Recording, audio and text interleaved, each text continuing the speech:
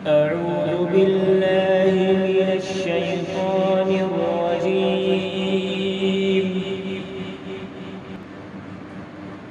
بسم الله الرحمن الرحيم. اب ان کے بعد میں سابق چیئرمین مئو جناب ارشد جمال صاحب کو دعوت اسٹیج دیتا ہوں کہ آپ مائک پر تشریف لائیں اور اپنے مفید مشوروں سے نوازیں. آج کے اس تقریب کے صدر محترم، معزز مقررین اور محترم سامعین، السلام علیکم. سب سے پہلے تو سمر اسلامک آرگنائزیشن کو جتنی مبارکباد دی جائے وہ کم ہے، کیونکہ ان کا یہ پہلا پروگرام نہیں ہے، بلکہ آج دن میں بھی ایک پروگرام ہوا ہے خواتین کا الگ سے، اور شام میں وائس کا پروگرام ہو رہا ہے، اور یہ کئی سالوں سے سلسلہ چلا رہے ہیں. تو آج کے اس پرفتن دور میں جبکہ ہر آدمی کہیں نہ کہیں خرافات میں مصروف ہے، ایسے میں کچھ نوجوان اگر ایسا کام کرتے ہیں کہ جس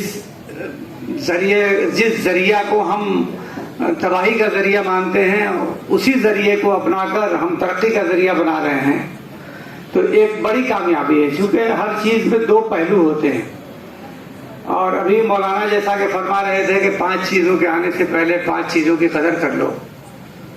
تو ابھی 2 چیزیں تو میں خود بھگت چکا ہوں کہ لاک ڈاؤن کے زمانے میں جب خالی وقت ہوا تو مجھ کو ایسا لگا کہ اس سے بڑی سزا دنیا میں کوئی ہو ہی نہیں سکتی کہ میرے پاس کوئی کام نہیں. اور اسی زمانے میں بیمار بھی میں پڑا، ادھر 2-3 مہینے سے بیمار تھا. تو بیماری کے بعد مجھے سمجھ میں آیا کہ صحت کی کیا اہمیت ہوتی ہے. تو قدر کرنے کی ضرورت ہے کہ جو کچھ ہم کو ملا ہے، جو بھی صلاحیت ہم کو ملی ہے، چاہے وہ بولنے کی صلاحیت ہو، چاہے دولت ہو، چاہے آپ کے جسم میں طاقت ہو، محنت کرنے کی صلاحیت ہو، ان سبھی صلاحیتوں کا استعمال مثبت اگر کریں اور سوچیں کہ میری کوشش سے کسی ایک آدمی کو اگر تھوڑا فائدہ پہنچ جائے تو میں سمجھتا ہوں کہ یہ بڑی کامیابی ہے. کیونکہ محاسبہ ایسا نہیں ہے کہ صرف اگر آپ نماز نہیں پڑھ رہے ہیں تو صرف نماز نہ پڑھنے کا محاسبہ ہوگا، بلکہ محاسبہ قدرت نے جو بھی صلاحیت آپ کو دی ہے، اور اگر اس صلاحیت کا آپ نے انسانی خدمت کے لیے مثبت استعمال نہیں کیا تو اس کا محاسبہ ہوگا اور جواب دینا پڑے گا. اور کوئی بھی انسان ایسا نہیں ہے کہ جس کے اندر کوئی نہ کوئی صلاحیت پوشیدہ نہ ہو. تو اپنے اندر چھپی ہوئی صلاحیت کو ہم سب کو پہچاننے کی ضرورت ہے اور اسی کے لیے کام کرنے کی ضرورت ہے. میں جمال صاحب جو آج کے مہمان خصوصی ہیں، ان کا بھی بہت شکر گزار ہوں کہ وقتاً فوقتاً یہ ہمیشہ کچھ نہ کچھ پروگرام کرتے رہتے ہیں. قدرت نے نوازا ہے، تو جو ان کے اندر شوق ہے وہ مئو میں کم لوگوں کے اندر دیکھنے کو ملتا ہے.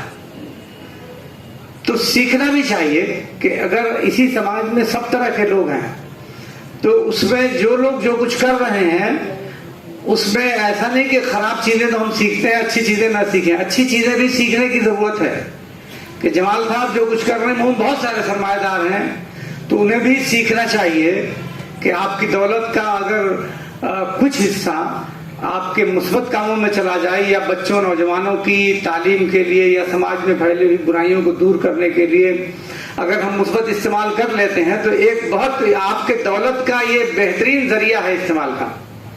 تو میں سمجھتا ہوں کہ ایک مرتبہ پھر سمر اسلامک آرگنائزیشن اور اس کے نوجوانوں کو مبارکباد دیتے ہوئے اپنی بات کو میں ختم کروں تو شاید زیادہ بہتر ہوگا. بہت بہت شکریہ. شکراً، جزاکم اللہ خیراً واحسن الجزاء. یہ تھے ارشد جمال صاحب جو کہ اپنے مفید مشوروں سے ہم سب کو نواز رہے تھے.